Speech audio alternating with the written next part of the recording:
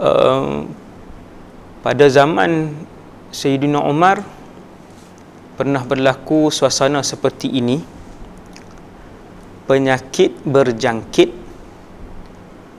yang kesan terburuk ia adalah mematikan orang. Berlaku pada tahun 18 Hijrah dan penyakit itu terkenal di kalangan ahli sejarah Islam dengan Ta'un Amwas. Dalam satu hadis yang diriwayatkan, Nabi SAW sebut kepada seorang sahabat yang bernama Auf ibn Malik. Dalam satu peperangan, Nabi duduk di dalam satu qubbatu udumin u'dud sittan baina yaday sa'ah. Nabi kata kira 6 benda yang akan berlaku sebelum kiamat. Yang pertama Nabi sebut mauti, kematianku. Thumma fathu Baitul Maqdis. Yang kedua pembukaan Baitul Maqdis. Yang ketiga mutan ya'khudhu fikum ka qu'asil ghanam. Kematian yang besar seperti mana kematian kambing-kambing yang mati secara tiba-tiba. 3. Thumma istifadatul mal. Dan kemudian Nabi sebut limpahan harta benda. Thumma fitnatun. Ada lagi hadis tu, saya sebut secara ringkas. Kemudian fitnah yang masuk ke dalam semua rumah orang Arab. Thumma hudnatun. Dan yang terakhir sekali adalah perdamaian di antara kalian wa baina banil asfar. Hudnah, perdamaian di antara kalian dan baina banil asfar. Antara tanda kecil kiamat yang kalian mesti saksikan sebelum kiamat, mesti kalian akan saksikan 6 benda ni.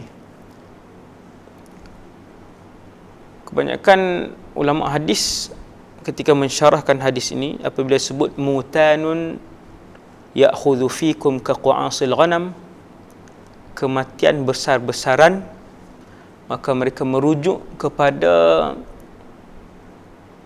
penularan wabak yang membunuh pada zaman Sayyidina Umar bin Al-Khattab, iaitulah pada tahun 18 Hijriah, yang mana penyakit itu seperti yang saya sebut tadi dinamakan sebagai Ta'un Amwas.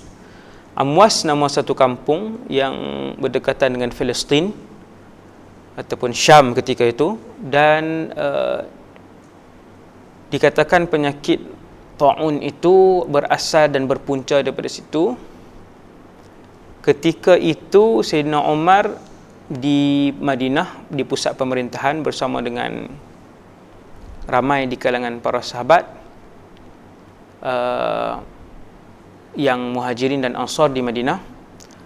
Dan ketika itu juga di Syam, Syria khususnya, Syam, penyakit itu sedang merebak, tetapi belum lagi kuat, belum lagi tersebar, masih lagi di peringkat kecil-kecilan.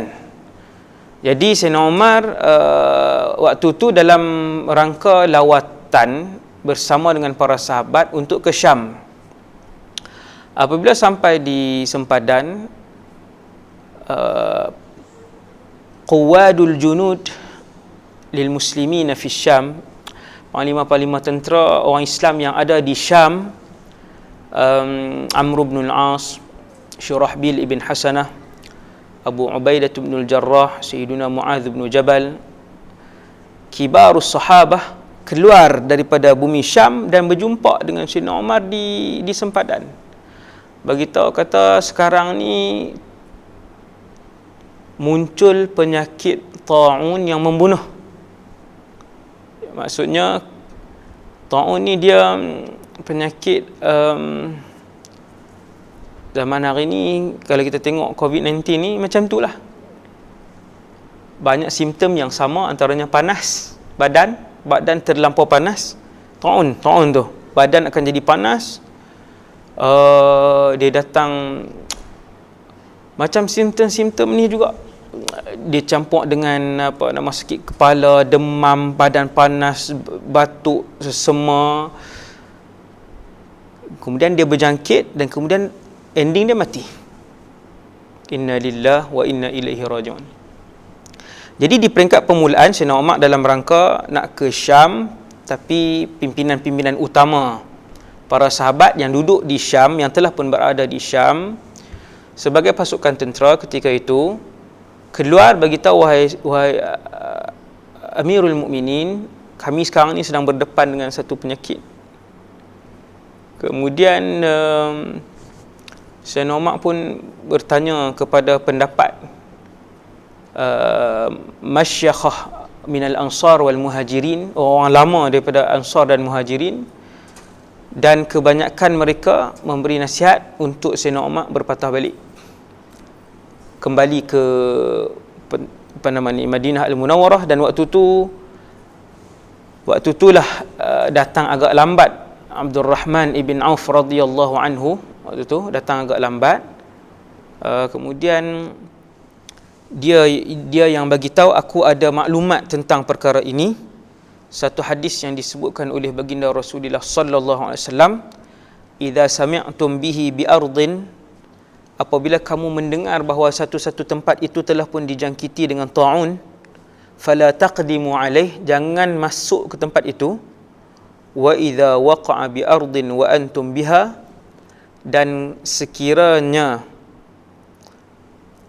kalian berada di tempat penyakit itu, fala takhruju firaran minhu, dan janganlah pula kalian keluar daripada tempat itu. Maksudnya kuarantin.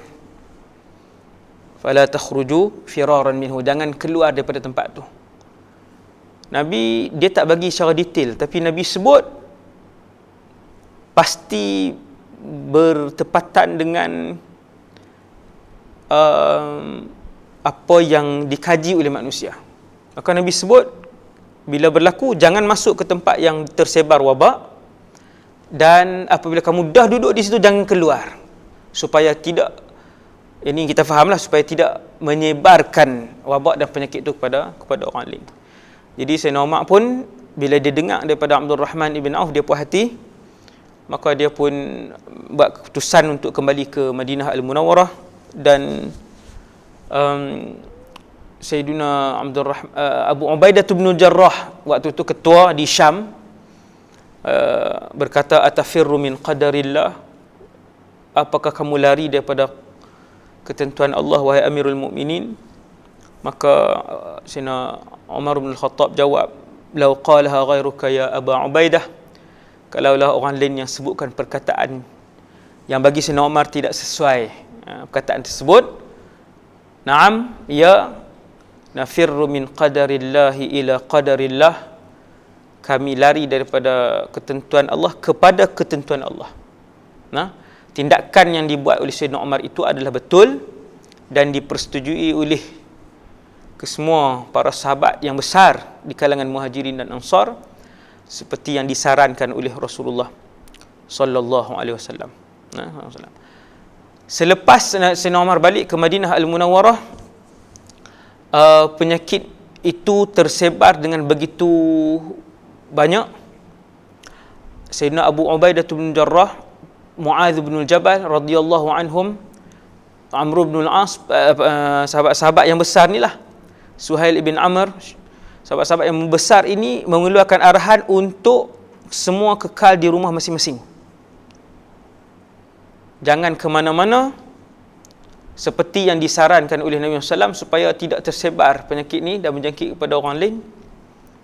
Dan ada satu lagi hadis yang diriwayatkan oleh Al-Imam Al-Bukhari daripada Sayyidatuna Aisyah radhiyallahu anha, berkata, aku bertanya, ya Rasulullah, ceritakan kepada aku tentang ta'un. Apa pandangan syarak tentang ta'un ini? Maka Nabi pun sebut annahu azab yab'athuhu Allahu ala man yasha. Ta'un ni ataupun yang kita ni COVID-19, tapi sifat dia sama. Dia kena orang dan waktu tu pun tak ada ubat, tidak ada penawar, hampir sama. Dia panas badan dia jadi sakit, panas, demam, panas yang bersangatan, kemudian mati. Hampir sama macam COVID-19. Maka Nabi pernah sebut dengan jelas, hadis sahih riwayat Imam Bukhari, Nabi kata innahu azab, sesungguhnya penyakit yang macam ini, kalau kalian tengok, dia adalah azab yang Allah hantarkan kepada orang yang Allah kehendaki, iaitu kepada orang yang bukan Islam. Kepada orang bukan Islam dia adalah azab. Wa anna Allah ja'alahu rahmatan lil mu'minin. Ini berita yang sangat baik untuk orang Islam di Malaysia dan di seluruh dunia ni. Bila kenal dengan penyakit ni, ketahuilah bahawa sesungguhnya penyakit yang macam ni, yang wabak berjangkit, yang berakhir dengan kematian ini, Nabi kata dia adalah rahmat Allah untuk orang-orang beriman. Subhanallah. Laisa min ahadin yaqa'ut ta'un. Tidak ada seseorang pun yang terkena dengan penyakit ini. Ta'un ataupun yang seumpama ni, fayamkuthu fi baladihi sabiran muhtasiban. Kemudian dia bersabar, berada di tempat dia kena. Itu sama dengan saranan kerajaan. Sebab tu jangan buat tafsiran sendiri. Kan, suruh lawan dengan saranan kerajaan. Kerajaan kata jangan keluar. Siap beli tiket ramai-ramai lagi. Kan, naik ETS balik kampung. Tak dengar nasihat Rasulullah, panduan yang agama bagi dan juga yang kerajaan bagi. Fayamkuthu fi baladihi sabiran muhtasiban. Orang yang kena tu kemudian dia tunggu, dia kekal di tempat dia kena. Sabiran, rawat-rawatlah. Boleh dirawat, yang nak dirawat, silakan. Yang mana yang dalam dirawat itu, yang terkena dengan penyakit itu, sabiran, dia bersabar, muhtasiban, dia yakin ada pahala daripada Allah, ya'lamu annahu la yusibuhu, dia tahu bahawasanya, dia yakin bahawasanya dia tidak terkena penyakit ini illa ma kataballahu lahu, melainkan disebabkan apa yang telah pun ditentukan oleh Allah kepadanya. Siapa yang kena penyakit ni, penyakit yang wabak macam ni, sehingga membawa kepada kematian, dia sabar, dia yakin boleh ganjaran daripada Allah, dia yakin hak kena ni kerana Allah pilih dia, illa kana lahu mithlu ajri syahid. Nabi kata, kalau dia mati, maka dia mendapat seperti pahala mati syahid. Riwayat Imam Bukhari. Hadis ni riwayat Imam Bukhari. Nah. Jadi ganjaran dia besar, melainkan kita tak tahu benda ni sebenarnya telah pun pernah berlaku zaman sahabat. Sayyidatina Aisyah pun pernah tanya Nabi tentang ta'un. Nabi pun sebut dengan jelas. No? Jadi alhamdulillah, daripada dua hadis itu kita pun faham bahawasanya mereka yang sabar itu akan diberikan ganjaran seolah-olah seperti ganjaran orang yang mati syahid. Maka saya menyebut kepada para waris, kepada mereka yang terkena dengan ujian ini, yakinlah kerana Allah memilih orang itu. Memang kita cakap macam mudah, memang pun saya pun tahu berat kan, berat bila kena tu berat, tak semudah untuk mengungkapkan perkataan. Tetapi apa yang boleh membantu kita ialah bisyarah, kabar gembira daripada Nabi SAW. Saya pernah cakap dekat staff saya kata, Siapa nak kena, wallahu alam, tak tahu. Adakah orang miskin? Adakah orang tu kotor? Adakah orang tu kaya? Adakah orang tu bersih dia tak kena? Maka kita mendapat jawapan negara kedua tertinggi di dunia yang kena ni Itali. Itali tuan-tuan, bersih ke kotor? Negara Itali bersih. Orang dia bersih ke kotor? Bersih. Kaya ke miskin? Kaya. Maju ke mundur? Maju. Tetapi Allah menulis untuk menghantar azab itu kepada orang yang bukan Islam di sana. Walaupun mereka kaya, walaupun mereka bersih, walaupun mereka maju, walaupun mereka lah yang paling ke depan antaranya tentang ilmu pengetahuan. No? Azab untuk orang yang bukan Islam, rahmat untuk orang Islam. Jadi siapa yang kena ni dia tak kenal doktor ke orang biasa ke, doktor pun kena, doktor pakar pun kena, doktor. Dia doktor. No?